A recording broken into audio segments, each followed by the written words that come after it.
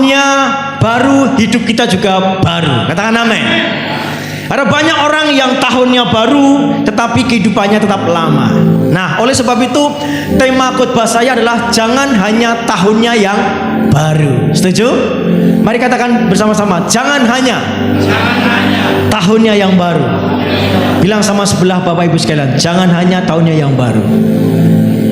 Jangan hanya tahunnya yang baru. Jangan meniru tingkah laku dan kebiasaan dunia ini, melainkan jadilah orang dengan kepribadian yang sama sekali baru dalam segala perbuatan dan pikiran. Niscaya saudara akan mengerti dari pengalaman sendiri bahwa jalan-jalan Allah itu sempurna dan sungguh-sungguh memuaskan saudara. Oh Bapak Ibu, ternyata kepuasan hidup kita ini ditentukan dari perubahan hidup kita. Amin. Kalau kita berubah, maka kita menerima kepuasan. Minggu yang lalu atau minggu-minggu ini saya sampaikan renungan. Berbahagialah orang yang lapar dan haus akan kebenaran, sebab dia akan dipuaskan. Kepuasan kita ketika kita memiliki kehausan dan kelaparan, kerinduan akan Tuhan. Betul? Nah, jadi jangan harap tahun 2025 kita akan puas dan bahagia kalau kita tidak mengejar firman. Katakan amin. Jadi pastikan kita mengejar firman, pastikan kita haus dan lapar akan firman. Di sini ditegaskan pula, saudara akan mengerti dari pengalaman-pengalaman sendiri bahwa jalan-jalan itu sempurna dan sungguh-sungguh memuaskan saudara. Kita akan mengerti kehendak Tuhan, kita akan mengerti jalan-jalan Tuhan dengan sempurna ketika kita berubah. Betul? Jelas di sini katakan, saudara akan mengerti dari pengalaman sendiri bahwa jalan-jalan Allah itu sempurna dan sungguh-sungguh memuaskan saudara. Untuk itu kita harus berubah. Kalau kita tidak berubah, kita tidak tahu jalan Tuhan itu sempurna. Kalau kita tidak berubah, maka kita tidak akan dipuaskan. Amin. Pastikan kita ini mengalami perubahan. Jadi jangan hanya tahunnya yang baru, tetapi kepribadian, perbuatan, dan pikiran harus baru. Ketika kepribadian, perbuatan, pikiran kita baru, maka kita akan dipuaskan. Kepuasan hidup kita bukan karena kecukupan harta benda materi yang kita miliki. Kepuasan hidup kita ketika kita berubah sesuai dengan kehendak Allah. Jalan satu-satunya kita supaya puas dalam kehidupan adalah mengejar firman. Jalan satu-satunya untuk kita mengalami kepuasan dalam hidup ini, kebahagiaan dalam hidup ini adalah haus dan lapar akan firman. Amin. Jalan satu-satunya untuk kita mengalami kepuasan dan kebahagiaan di tahun 2025 adalah ketika kita memiliki perubahan. Amin. Berubah itu arti katanya metamorfo. Metamorfo itu mengandung arti mengubah bentuk. Jadi bentuknya berubah. Orang Kristen harus berubah, harus metamorfo. Bentuknya harus berubah. Amin. Terus berikutnya apa? Mengubah. Metamorfo itu harus mengubah. Dulunya tersinggungan, luka hati, kepahitan, baperan. Sekarang harusnya mengubah. Bentuk-bentuk yang seperti ini harusnya kita ubah. Itu namanya metamorfo. Amin Bapak Ibu. Nah, di tahun 2025 ini sudahkah kita metamorfo? Berubah, mengubah bentuk. Bentuk kita mungkin kemarin itu gampang sakit hati, terluka, terus gampang tersinggung. Harusnya ketika tahunnya baru, pribadi, perbuatan, pikiran kita juga baru. Amin.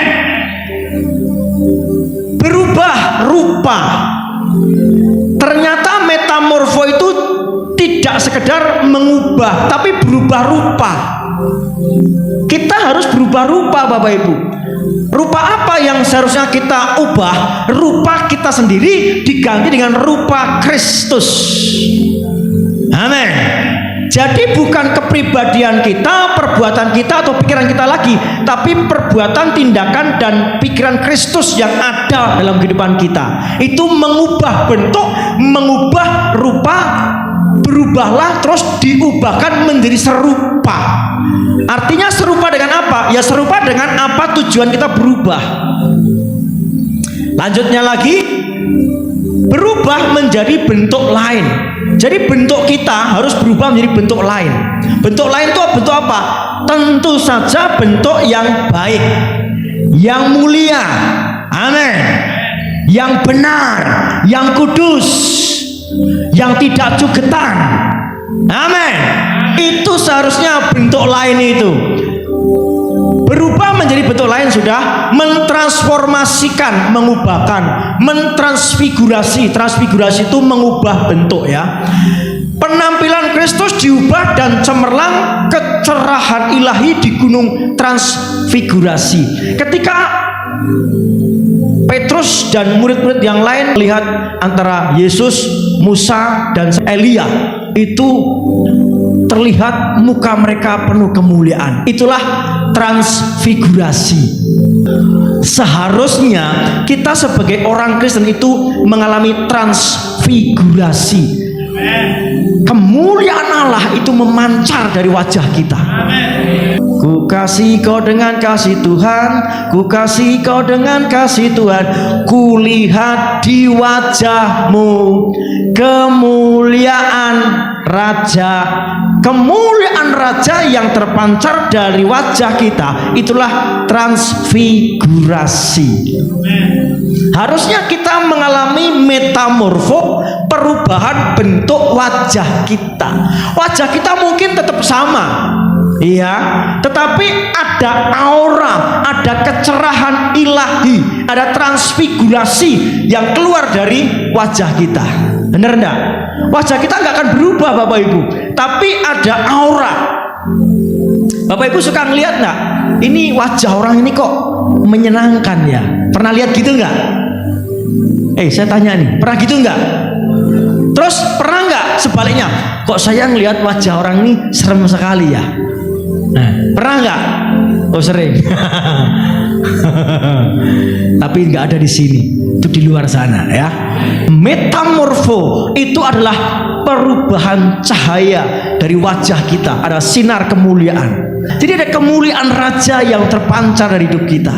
Wow, tapi saya bukan bermaksud tidak memancarkan kemuliaan surga, Pak. Saya punya masalah, Pak.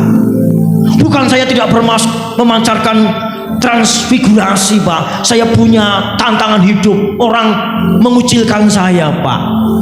Apapun masalahnya, ketika ada metamorfo, kuasa metamorfo yang bekerja atas kita, maka kita diubahkan. Ketika ada kuasa yang mengubahkan, itu kuasa Allah bekerja atas kita, maka kecerahan ilahi ada dalam kehidupan kita. Tidak peduli masalah, tantangan, kesulitan apapun yang terjadi. Katakan amin. Apapun yang terjadi, Bapak Ibu, amin. Jangan meniru tingkah laku dan kebiasaan dunia ini, melainkan jadilah orang dengan kepribadian yang sama sekali baru dalam segala perbuatan dan pikiran. Niscaya saudara akan mengerti dari pengalaman sendiri bahwa jalan-jalan Allah itu sempurna dan sungguh-sungguh memuaskan saudara.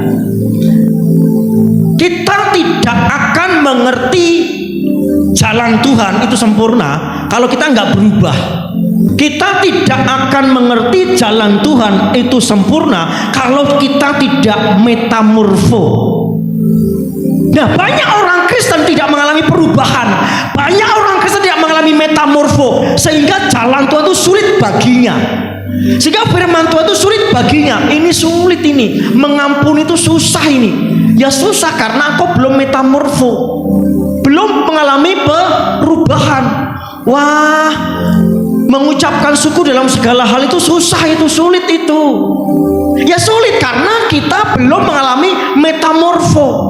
Kita belum mengalami jalan-jalan Tuhan yang sempurna itu. Amin. Nah, saya mendapati banyak orang Kristen yang belum mengalami metamorfo, perubahan ini. Sehingga baginya firman Tuhan itu sulit. Ini terlalu tinggi ini firman Tuhan ini. Mosok sukacitalah senantiasa dalam Tuhan. Sekali lagi kukatakan padamu, bersukacitalah. Masuk kita dalam penderitaan, tekanan, suruh bersukacita. Ini nggak masuk di akal saya. Iya, tidak masuk di akal kita karena kita belum berubah, karena kita belum metamorfo. Loh, kok disuruh mengampuni, disuruh mengasihi? Itu kan musuh, itu kan mencelakai saya. Sulit bagi saya untuk mengampuni musuh saya. Iya, sulit bagimu karena kau belum metamorfo. Belum apa? Berubah. Belum mengalami apa? Transfigurasi. Setuju Bapak Ibu? Amin. Ketika kita mengalami perubahan, transfigurasi, metamorfo, maka kita hidup seperti Kristus hidup. Yang mengampuni, yang mengasihi, yang sabar ketika ditombak, dipaku, dikasih mahkota duri, dia berkata, Bapa, ampunilah mereka, sebab mereka tidak tahu apa yang mereka perbuat. Amin. Itulah metamorfo, perubahan. Seperti Stefanus, ketika dirajam batu sampai mati, dia berkata, Tuhan, jangan tanggungkan dosa ini kepada mereka. Dan dengan perkataan itu meninggallah ia. Jangan meniru tingkah laku dan kebiasaan dunia ini. Ayo, kira-kira dunia ini kalau dibenci bagaimana? Membenci toh? Nah kita, karena jangan meniru tingkah laku kebiasaan dunia ini. Kita nggak boleh sama dengan dunia ini, Bapak Ibu. Wah, kalau begitu kita menjadi umat yang tertindas dong, Pak. Oh tidak. Kalau begitu kita menjadi umat yang kalahan dong, Pak. Oh tidak. Tidak. Jangan meniru tingkah laku dan kebiasaan dunia ini, melainkan jadilah orang dengan kepribadian yang sama sekali baru. Tuhan mau supaya kita memiliki kepribadian yang sama sekali baru. Katakan amin. Amin. Jadi mari kita berubah dari kepribadian kita. Tahun 2025 akan menjadi tahun kepuasan dalam hidupmu kalau engkau berubah mulai dari sekarang. Belum terlambat. Melainkan jadilah orang dengan kepribadian yang sama sekali baru dalam segala perbuatan dan pikiran. Perbuatan dan pikiran, 3 hal ini penting sekali yang menentukan perubahan kita. Apa itu? Perbuatan, pikiran, kepribadian. Orang itu ditentukan oleh kepribadiannya. Saya itu ditentukan oleh kepribadian saya, bukan luaran saya. Saya ditentukan oleh pikiran saya, bukan luaran saya. Saya ditentukan oleh perbuatan saya, bukan luaran saya. Niscaya saudara akan mengerti dari pengalaman-pengalaman sendiri. Jadi kekristenan itu harus mengalami pengalaman sendiri. Jangan kata orang. Wah, kata Pak Pendeta, saya disuruh seperti ini. Iya benar, memang jalannya ada yang mengarahkan. Tapi Bapak Ibu harus mengalami perjumpaan dengan Tuhan secara pribadi. Amin. Ketika kita masih anak-anak, dibawa orang tua kita sekolah, benar ya? PAUD, TK, SMA, diantar ke sekolah, benar enggak? Terus setelah di sekolah, yang sekolah siapa? Anaknya. Kita ke sekolah enggak? Enggak. Nah, ketika Pak Gembala, Pak Pendeta menuntun Bapak Ibu Saudara ketemu dengan Tuhan, Bapak Ibulah yang melanjutkan perjumpaanmu dengan Tuhan. Pengalamanmu dengan Tuhan secara pribadi itu yang Bapak Ibu harus jaga. Amin. Jadi tidak boleh anut grubyok orang tirembuk, ngalor-ngalor ngidul gitu tapi orang ngerti juntrungane. Kelihatan enggak Bapak Ibu? Yang sebelah sana itu telur terus jadi ulat. Setelah jadi ulat menjadi kepompong. Nah, proses keluar ulat dari kepompong ini menjadi kupu-kupu. Itulah yang disebut dengan metamorfosis. Jadi perubahan bentuk. Ulat itu banyak orang yang nggak suka ulat, bener ya? Siapa yang suka kupu-kupu? Kupu-kupu itu bicara indah, keindahan. Harusnya jangan menjadi Kristen ulat yang menakutkan. Bilang sama sebelahmu, jangan menjadi Kristen ulat. Harusnya menjadi Kristen kupu-kupu yang indah. Amin. Setuju Bapak Ibu? Tetapi dari telur, ulat, kepompong, kupu-kupu ada proses. Nah, proses itu namanya perubahan atau metamorfosis. Amin. Nah, kita akan lihat pelan-pelan supaya kita benar-benar menjadi orang yang diubahkan. Karena konteks dari Roma pasal 12 ini ibadah yang sejati. Ibadah yang sejati itu harus diikuti dengan persembahan hidup yang kudus dan yang berkenan kepada Allah. Amin. Katakan dengan saya, ibadah yang sejati harus diikuti dengan mempersembahkan hidup yang kudus dan yang berkenan kepada Allah setiap hari. Ada orang yang rajin beribadah tapi nggak ada perubahan hidup. Ada orang yang rajin dalam keagamaan tapi tidak ada perubahan kelakuan. Nah, Tuhan mau ibadah kita itu harus diiringi, diikuti dengan perubahan hidup. Mari kita beribadah yang sejati. Beribadah yang sejati itu ada perubahan. Katakan dengan saya, ibadah yang sejati itu ada perubahan pribadi. Nah, pribadi kita harus berubah Bapak Ibu. Metamorfosis. Amin ya. Dari telur, ulat, kepompong, kemudian kupu-kupu. Kebenaran yang pertama, perubahan itu perintah. Janganlah kamu menjadi serupa dengan dunia ini, tetapi berubahlah. Ini kalimat apa? Perintah. Aku nggak mau berubah Pak. Aku Kristen tapi aku nggak mau mentaati firman. Ya terserah. Tapi kalau kita menjadikan Dia sebagai raja dalam kehidupan kita, kita menjadikan Yesus sebagai penguasa tunggal dalam kehidupan kita, harusnya sabdo pandito ratu. Apapun yang menjadi perkataan Yesus harus kita lakukan, taati, benar enggak? Nah, ada banyak orang Kristen yang tidak taat akan perintah Tuhan ini. Berubah itu sebuah perintah. Berubah itu sebuah perintah. Aku gak mau berubah. Ampuni dia, gak mau aku. Kira-kira bagaimana kalau orang Kristen tidak mau mengampuni? Sementara mengampuni itu perintah Tuhan. Nah sekarang jelas sekali, janganlah kamu menjadi serupa dengan dunia ini, tetapi berubahlah. Mari kita berubah. Saya bukan tidak mau berubah Pak, tapi kondisi keadaan saya yang tidak memungkinkan saya akan berubah. Ketaatan itu bukan tergantung oleh keadaan. Ketaatan itu bukan ditentukan oleh keadaan. Aku pengennya taat Pak, tapi keadaanku nggak mendukung. Nggak bisa. Taat itu mutlak. Kita bukan lagi hamba dosa, bukan hamba kegelapan, tapi hamba kebenaran. Apa artinya hamba kebenaran? Kalau hamba itu bahasa Jawanya apa? Abdi niku basa sanese napa? Abdi itu apa?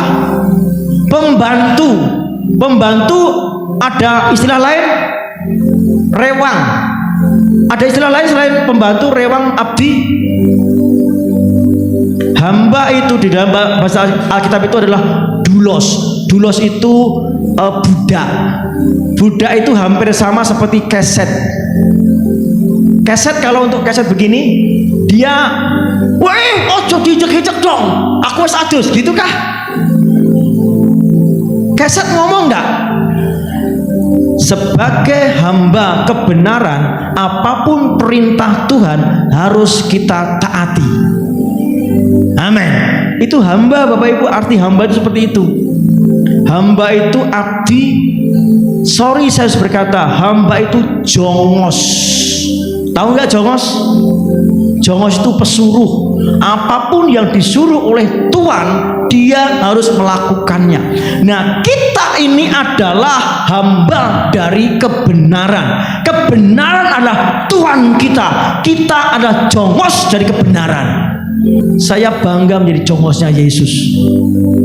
Orang yang menjadi jongosnya dunia, itu dia tidak bisa hidup dalam kebenaran. Nah, taat itu mutlak. Ada anak muda bernama Bill Bright. Nah, seorang bernama Bill Bright ini, waktu mudanya dia, waktu KKR, dia mengalami jamaah Tuhan dan dia berkata begini, Tuhan, mulai hari ini aku menjadi budakmu. Menjadi apa? Menjadi apa budak itu? Jongosmu. Nah, ketika saat itu dia menyerahkan hidupnya, tundukkan ketaatan pada firman, pada Yesus. Setelah berjalan bertahun-tahun, akhirnya seorang anak muda bernama Bill Bright ini, dia dipakai Tuhan untuk melakukan penginjilan Amerika. Dia dipakai Tuhan menjadi hamba Tuhan yang hebat. Ketika kita menjadikan diri kita sebagai abdi Tuhan, hamba Tuhan, taat, maka kita akan dipakai Tuhan. Ada orang Kristen yang tidak dipakai Tuhan karena apa? Tidak menyerahkan dirinya sebagai hamba. Tidak taat. Saya bukan tidak mau taat, Pak, tapi isi keadaan perasaan saya, Pak, saya tidak enak, Pak. Tidak bisa, Bapak Ibu. Menerima atau menolak, percaya atau tidak, taat itu mutlak. Katakan dengan saya, taat itu mutlak. Tidak peduli kondisi keadaan saya. Seorang prajurit tidak memusingkan diri supaya apa? Berkenan kepada komandannya. Dia nggak pusing dengan dirinya sendiri. Aku capek, aku ngantuk, tapi karena komandan bilang dibunyikan belnya, langsung mereka bangun, langsung pakaian dinas berangkat tugas. Amin. Itu prajurit. Sudahkah kekristenan kita menjadi prajurit Kristus? Sudahkah kita menempatkan Kristus sebagai Tuhan, komandan dalam kehidupan kita, sehingga setiap kata-kata Yesus menjadi sebuah hal yang kita taati? Itu masalahnya. Terlalu banyak orang Kristen yang tidak taat firman Tuhan. Firman Tuhan dipilih-pilih, mana yang enak, mana yang cocok, mana yang sesuai dengan saya, itu saya lakukan. Ketika tidak cocok, bertentangan, ya tidak dilakukan. Itu namanya belum menjadi hamba kebenaran. Amin. Janganlah kamu menjadi serupa dengan dunia ini, tetapi berubahlah. Ini kata perintah. Perubahan itu perintah, bukan opsi. Opsi itu pilihan. Aku berubah, enggak, ya terserah aku dong. Enggak begitu. Perubahan itu perintah. Katakan dengan saya, perubahan itu perintah yang harus aku lakukan dalam pengambilan keputusanku. Amin. Ini bukan sebuah opsi. Kamu berubah ya syukur, enggak ya enggak apa-apa, tidak. Tapi ini sebuah perintah. Amin. Ini saya mendapati banyak orang Kristen yang seperti ini. Ya terserah saya dong, mau berubah apa tidak terserah saya dong. Padahal ini perintah loh. Dengan kata lain, mereka nggak taat firman. Mereka lebih taat perasaan dan keadaannya. Lanjut. Perubahan itu perlu waktu. Kelihatan mboten Bapak Ibu? Metamorfose tadi kita ambil spesiesnya kupu-kupu ya. Waktu telur ya, selama kupu-kupu masih menjadi telur itu 4 hari. 4 hari terus menjadi apa? Ulat. Nah, untuk menjadi ulat itu selama 2 minggu. 2 minggu jadi ulat. Terus setelah 2 minggu jadi ulat, dia berubah menjadi kepompong. Menjadi kepompong itu 10 hari. Setelah 10 hari menjadi kepompong, dia berubah menjadi apa? Metamorfosis menjadi apa? Kupu-kupu. Metamorfosis, perubahan itu perlu waktu. Itulah sebabnya Pak, Bapak jangan paksa-paksa saya berubah dong. Itulah sebabnya Pak, ya berubah itu ya semau saya sendiri dong. Oh tidak Bapak Ibu, perubahan ada waktunya. Kalau usia kekristenanmu 50 tahun belum berubah, ada yang salah dalam kekristenanmu. Amin.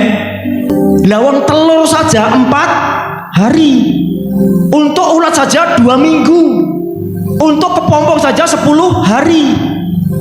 Jadi kupu-kupu 2 atau 6 minggu. Semuanya ada waktunya. Bapak Ibu dengar baik-baik.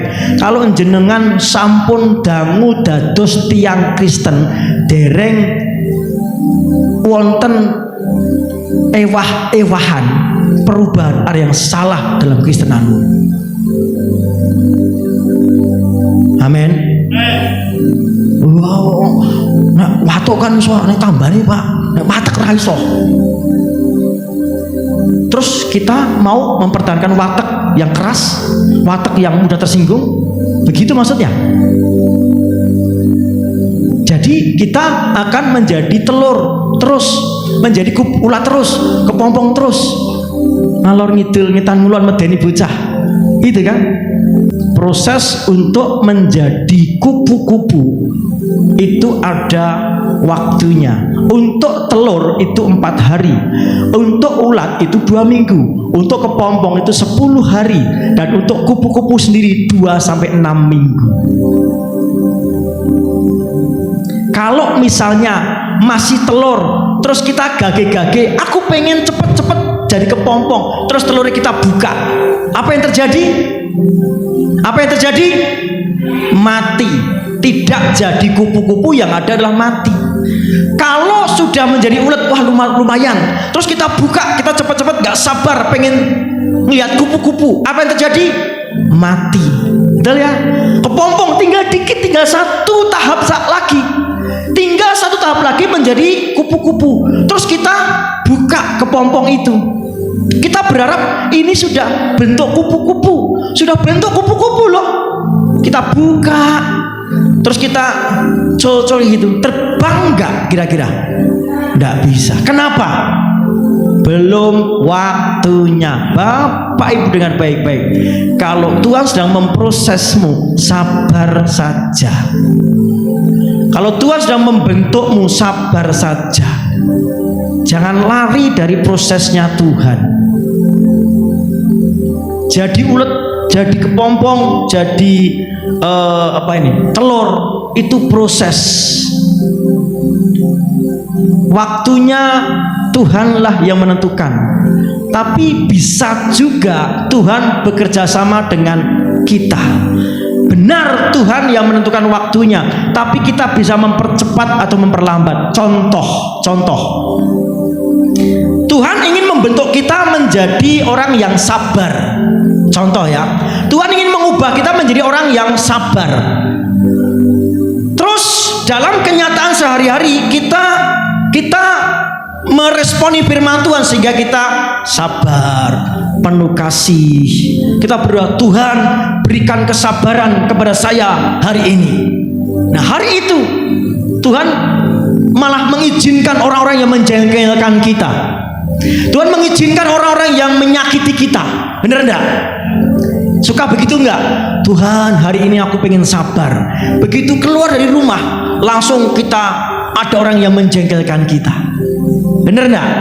Pengalaman ya. Nah setelah kita doa pagi seperti itu dan ketemu dengan orang yang menjengkelkan, respon kita apa? Ketika respon kita sabar, sabar, maka Tuhan mempercepat proses perubahan kita. Betul? Tetapi ketika kita doa pagi, Tuhan tolong saya, beri kesabaran buat saya sepanjang hari ini. Saya nggak ketemu dengan siapapun juga, saya nggak tahu, tapi tolong saya sabar. Begitu keluar kamar, istri kita, suami kita ngomel-ngomel, kita langsung marah lagi. Kesabaran kita tidak langsung dipercepat Tuhan. Tuhan mengulur lagi, oh kamu perlu belajar lagi. Jadi perubahan itu waktunya Tuhan yang menentukan, tapi Tuhan memakai kita, membutuhkan kerjasama kita. Contoh yang lebih konkret, kalau SD itu berapa tahun? 6 tahun ya. Bisa nggak 7 tahun? Bisa nggak 4 tahun? Kalau di Indonesia itu nggak lazim, di luar negeri itu sudah ada. Ya. Kok bisa? Harusnya 6 tahun, kok dia bisa percepat? Malah dia lambat. Kok bisa? Tergantung siswanya. Bener nggak? Tuhan sudah menentukan proses kita ini sekian tahun. Tetapi kenapa bertahun-tahun tidak berubah? Karena kita nunggak kelas terus. Kita nggak naik kelas terus. Nggak naik kelas namanya apa? SD itu harusnya 6 tahun. Tapi ada yang 7 tahun, ada yang 6 tahun. Itu namanya bodoh. Kudune nek wis nang gereja dadi wong Kristen 50 tahun itu undang-undangane akeh. Leres mboten? Nek undang-undangane ora ana, artine Kristene bodoh. 50 tahun dadi wong Kristen lho ora ana undang-undangane, bodoh itu. Kudune SMP itu 3 tahun saja. Bisa dipercepat kok. Tapi juga malah bisa lambat 4 tahun. Kenapa? Nggak naik kelas. Tuhan bisa mengubah kita menjadi orang yang sabar. Tuhan bisa membuat kita menjadi orang yang penuh kasih. Aneh. Tapi Tuhan perlu kerjasama dengan kita. Respon kita. Oke, yang ketiga dulu ya. Nah, perubahan itu harus maju, bukan mundur. Itu maksudnya kurang K gitu ya. Perubahan itu harus maju, bukan mundur. Coba kita ikuti ritmenya. Dari apa Bapak Ibu? Telur, terus ulat, terus kepompong, kupu-kupu. Mungkin enggak dari kupu-kupu terus jadi ulat? Mungkin enggak dari kupu-kupu jadi telur? Mungkin enggak? Mungkin ya, karena bertelur ya. Betul. Tapi dalam proses ini mungkin enggak? Enggak mungkin. Mungkin enggak kupu-kupu ini menjadi kepompong? Balik gitu maksud saya. Dengar baik-baik Bapak Ibu. Harusnya orang Kristen tidak mungkin hidup dalam hidup yang lama. Mustahil untuk kupu-kupu akan jadi kepompong lagi. Bener enggak? Mustahil untuk kupu-kupu menjadi ulat. Mustahil kupu-kupu kembali menjadi telur. Mustahil. Harusnya orang Kristen itu mustahil kalau dia hidup yang lama lagi. Paham Bapak Ibu? Tapi saya tanya, masih ada enggak orang Kristen yang harusnya hidup baru tapi kembali pada hidup yang lama? Ada enggak? Ini yang salah siapa? Kristene wis 50 tahun, nek uripe yo ora ana perubahan. Biyen wis apik lho, biyen wis sabar, biyen wis urip kanthi tresno asih, tapi kok saiki kok berangasan meneh. Ini namanya kemustahilan. semeri. Ini seperti kupu-kupu yang balik menjadi kepompong, kepompong yang balik menjadi ulat, ulat yang balik menjadi telur. Jangan kembali ke nol, Bapak Ibu. Mari kita mengalami progres. Amin. Apa progres? Perkembangan, kemajuan ke arah yang baik. Saya berdoa supaya jemaat di tempat ini itu tidak hidup kembali pada hidup yang lama. Amin. Amin. Kalau dulu suka ngerasani kancane, ojo ngerasani kancane meneh. Biar gampang tersinggung, luka hati, kepahitan, ojo ngono meneh. Amin. Itu namanya kita hidup yang lama lagi. Kita nggak menjadi seperti kupu-kupu. Kristen kita nggak indah. Tahun 2025 kiranya menjadi tahun perubahan segala sesuatu dalam hidupmu, sehingga engkau menjadi Kristen yang indah, yang menjadi berkat bagi banyak orang. Orang suka denganmu, orang mengasihimu karena dalam dirimu ada daya tariknya. Amin. Wong Kristen kok orang menarik belas. Kenapa? Yo telur apa meneh ulat itu menakutkan. Wong Kristen kok medeni, nek nesu medeni. Ojo ngono meneh, bilang sama sebelahmu. Mari Bapak Ibu, tahun 2025 menjadi tahun perubahan segala sesuatu dalam kehidupan kita. Amin. Perubahan, metamorfose. Amin. Saya bukan tidak mau berubah, Pak. Saya sih maunya jadi Kristen kupu-kupu, Kristen yang indah. Ya, tapi dia memperlakukan saya seperti itu. Dia ngomongin nyelekit. 10% hidup kita terjadi dari yang kita alami. 90% dari hidup kita ditentukan cara kita bereaksi. Responmu menentukan hidupmu. Bisa katakan amin? Amin. Jadi nek eneng wong sing ngomongane nyelekit kuwi mung 10%, Bos. 90% tergantung engkau. Paham di sini? Nek ono wong sing ngrasanimu menjelek-jelekkanmu, itu hanya berapa persen? 10%. 90%-nya apa? Reaksimu, tanggapanmu, responmu. Kalau responmu, aku nggak peduli dengan kata itu, aman engkau. Maafkan saya, selama ini kita kebalik. Selama ini kita terbalik. Respon kita 90%. Respon kita negatif banget terhadap apa yang kita alami.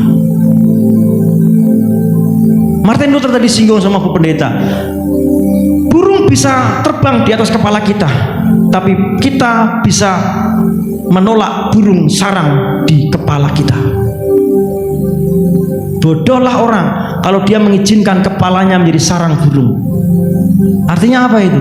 Orang boleh memperlakukan yang tidak baik kepada saya. Orang boleh ngomongi yang tidak baik dengan saya. Orang boleh memperlakukan yang negatif kepada saya, tapi saya tidak akan membiarkan bersarang di hati saya. Saya katakan amin. Kenapa kita gampang terluka? Kenapa kita gampang sakit hati? Karena semua burung di atas udara kita izinkan untuk bersarang di hati kita. 10% hidup kita terjadi dari yang kita alami.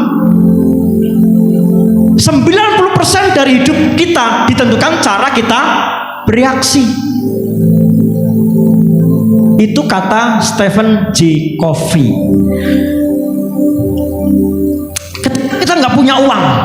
Ketika kita nggak punya uang, itu hanya 10% loh Bapak Ibu. Ya, 90%-nya itu adalah respon kita, tanggapan kita. Artinya apa? 90% itu menentukan hidup kita. Kita boleh tidak punya uang, tapi kalau ngeresponi tidak punya uang itu kita dengan santai, tenang, sabar, maka ketidakadanya uang dalam kehidupan kita nggak jadi masalah. 90% itu responmu. 90% itu reaksimu dalam hidup ini. Amin. Kenapa kata-kata orang menyakitimu? Karena responmu keliru. Kata-kata orang yang menyakiti, kata-kata orang yang nyelekit itu hanya 10%. 10% mempengaruhimu. Paham di sini Bapak Ibu? Berapa persen? 10%. Tapi kenapa kita menjadi sakit hati? Padahal hanya 10%. Tapi kenapa kita sakit hati, uring-uringan, kita tidak baik dengan orang itu? Kenapa? Karena respon kita yang 90% itu menentukan kita. Responmu menentukan hidupmu. Mari kita meresponi segala sesuatu dengan respon yang positif. Karena respon itu 90%. Benar? Kenyataan itu berapa persen? 10%. Respon berapa persen? 90%. Responmu menentukan hidupmu. Reaksimu menentukan hidupmu. Engkau boleh sakit parah, tapi kalau responmu itu positif, sakit itu hanya 10%. Masalah kekurangan, sakit keluarga, masalah apalah itu, keuangan termasuk, itu hanya berapa persen? 10%. 90%-nya apa? Respon. Saya bertanya, ketika Bapak Ibu punya masalah, responmu apa? Itu kuncinya. Ketika engkau punya masalah yang berat, ketika engkau menghadapi kenyataan yang negatif, engkau mengalami hal yang negatif, itu hanya berapa persen? 10%. Nah, respon itu berapa persen? 90%. Respon yang positif, respon yang baik, respon yang tenang, respon yang penuh hikmat, respon yang tidak grupiakan, itu yang menentukan kita. Masalahmu hanya 10%. Jadi bohong kalau orang ngomong begini, Pak Wisnu kan nggak tahu masalah saya besar Pak. Tidak. Masalahmu hanya 10%. Bapak kan nggak tahu ini pergumulan yang besar buat saya. Tidak. Masalahmu hanya 10%. 90% tergantung responmu. Saya sering memberi motivasi buat saya sendiri. Wisnu, masalahmu itu cuma 10%, nggak besar masalahmu itu. Responmu lah yang menentukan hidupmu. Amin. Ketika orang menjelekkanmu, ngerasanimu, ngelek-elekmu, apa responmu? Itu cuma 10% Bapak Ibu. Tapi kenapa engkau menjadi memenuhi pikiranmu? Sepertinya perkataan itu menguasai engkau 100%. Padahal itu hanya 10%. Kekuranganmu, permasalahanmu, pergumulanmu, sakit penyakitmu hanya 10%. Tapi kenapa itu mempengaruhi, menguasai hidupmu? Ini masalah kita. Amin. Tidak sewajarnya kita balik ke hidup yang lama. Harusnya ketika sudah menjadi kupu-kupu terbang, supaya keindahan kita dinikmati orang lain. Amin. Seharusnya ketika kita menjadi orang Kristen kupu-kupu, terbang kemanapun kita pergi, sehingga kemanapun kita pergi menjadi berkat, menjadi rahmat, anugerah, keindahan bagi banyak orang. Jangan kembali ke kepompong lagi, jangan kembali ke ke ulat lagi, jangan kembali ke telur lagi. Harusnya ketika kita sudah jadi Kristen, jangan kembali kepada hidup yang lama hanya karena masalah yang kita hadapi. Amin. Responmu menentukan hidupmu. Apa responmu Pak dalam hidup ini? Saya amati banyak orang Kristen responnya keliru dalam hidup ini. Masalah itu hanya 10%, tapi meresponinya begitu besar. Masalah itu hanya 10%, tapi masalah sudah berusaha bersarang di hatinya 100%. Ini nggak wajar. Taruhlah kekurangan. Saya nggak tahu masalah Bapak Ibu hari ini. Tapi itu hanya 10%. Pencobaan-pencobaan yang kamu alami itulah pencobaan yang biasa. Jadi jangan ngomong, wah Pak ini kan ini buat saya luar biasa Pak. Tidak. Pencobaan-pencobaan yang kamu alami itu biasa, hanya 10%. Tapi kenapa 10% ini menjadi 100% menguasai kita? Kenapa 10% ini menjadi memenuhi kepribadian, perbuatan, pikiran, perkataan kita, sampai perkataan kita juga terpengaruh dengan situasi yang ada? Kenapa? Respon kita yang keliru. Ini perlu kita renungkan bersama.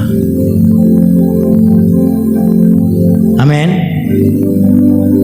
Kenapa hanya 10% tetapi berhasil mempengaruhi kita? Karena kita mundur. Seharusnya kita menjadi kupu-kupu yang terbang, menikmati keindahan dunia ini, tapi kita kembali ke hidup yang lama, cara hidup yang lama. Kita menjadi kepompong, kita menjadi ulat, kita menjadi telur lagi. Jangan kembali ke hidup yang lama. Kalau cara menyelesaikan masalahmu dengan cara yang lama, jangan pakai lagi. Amin. Jangan pakai lagi. Nek dirasani krungu terus nesu orang yang gereja, jangan gitu lagi. Nek dikritik kasih masukan nesu orang yang gereja, jangan gitu lagi. Itu cara lama. Artinya kita kembali ke kepompong, kita kembali ke ulat, kita kembali ke telur. Kapan kita akan menjadi orang Kristen yang indah, orang Kristen yang terbang kemana-mana, menjadi berkat bagi orang lain? Kalau kita hanya berkutat ke telur, ulat, kepompong, sudah mau jadi kupu-kupu, balik lagi ke telur. Apa maksudnya Pak Wisnu ngomong begitu? Maksudnya adalah kita hanya berkutat kepada masalah pribadi kita terus. Tersinggung, luka hati, kepahitan, baperan, cugetan, kita berkutat di situ terus, muter nengkono terus. Kapan kita akan jadi kupu-kupu? Amin Bapak Ibu. Tahun 2025 menjadi tahun perubahan segala sesuatu dalam hidupmu. Engkau akan dipuaskan Tuhan, engkau akan diberi kebahagiaan oleh Tuhan, engkau akan mengalami kemenangan, sukacita, kelimpahan yang begitu dahsyat yang daripada Tuhan, karena engkau beranjak terus mengalami progresivitas. Amin. Itu seharusnya yang engkau jalani. Mustahil kupu-kupu kembali menjadi telur, ulat dan kepompong. Mustahil bagi orang Kristen kembali kepada hidup yang lama. Harusnya mustahil itu. Saya ulangi, mustahil mboten dari kupu-kupu terus kok jadi kepompong. Mustahil enggak? Mustahil. Harusnya Bapak Ibu mustahil loh. Kalau engkau itu sakit hati, mustahil itu. Harusnya orang Kristen itu mustahil kalau bisa sakit hati. Orang Kristen itu mustahil kalau cugetan. Amin. Orang Kristen itu mustahil kalau luka hati. Bener enggak? Itu seharusnya. Kepompong, ulat, telur itu bicara tentang proses. Ketika diproses, diam sajalah. Ketika diproses, tenang sajalah. Jangan memberontak. Jangan kau melepaskan diri dari cangkang kepompong ini. Sabarlah di situ.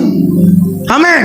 Jangan berontak. Oh, saya ini manusia paling malang di dunia.